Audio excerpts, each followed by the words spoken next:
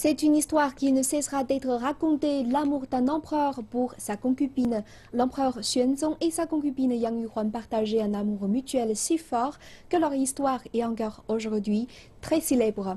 La troupe de l'Opéra Conchi de Shanghai va présenter une nouvelle version adaptée de leur histoire dans le classique de l'Opéra Conchi, le Palais de l'Éternelle Jeunesse. Pendant les vacances de la fête du travail, les visiteurs du quartier de Tianzifang ont eu l'occasion de découvrir les coulisses de cet art ancestral. Pendant les vacances de la fête du travail, le quartier Tianzifang était rempli d'éléments de l'opéra Kunshu. À l'intérieur de son centre artistique, les visiteurs ont pu voir comment les artistes Kunshu se maquillent. Le maquillage d'un personnage féminin prend entre 90 minutes et 2 heures. Il faut, entre autres, tirer les yeux et les sourcils avec des bandes de tissu et utiliser des postiches pour modifier la forme du visage. Presque tous les rôles féminins de l'opéra Kuntu passent par le maquillage. C'est un processus singulier de l'opéra Kuntu. J'espère que les gens pourront en apprendre davantage sur ce qui se passe en coulisses et qu'ils trouveront cet art traditionnel plus attirant.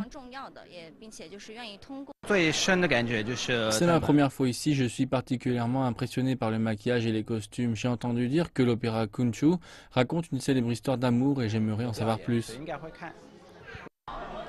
Les visiteurs ont aussi appris quelques mouvements typiques de l'opéra Kunshu. Le palais de l'éternelle jeunesse raconte une histoire d'amour tragique entre le 7e empereur de la dynastie des Tang et sa concubine Yang Yuhuan.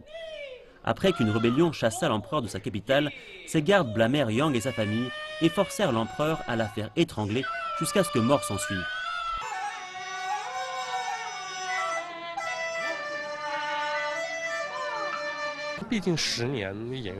La première mise en scène de l'opéra, c'était il y a 10 ans. Aujourd'hui, nous avons l'opportunité de changer la distribution et bien sûr de mettre à jour les costumes, la mise en scène et les effets visuels. C'est une histoire d'amour qui ne cessera d'être racontée. Je pense que c'est le bon moment de revisiter ce classique et de transmettre cet héritage culturel. Du 21 au 24 septembre, la version complète du Palais de l'Éternelle Jeunesse sera mise en scène au Grand Théâtre de Shanghai. Elle sera aussi visible dans d'autres grandes villes du pays.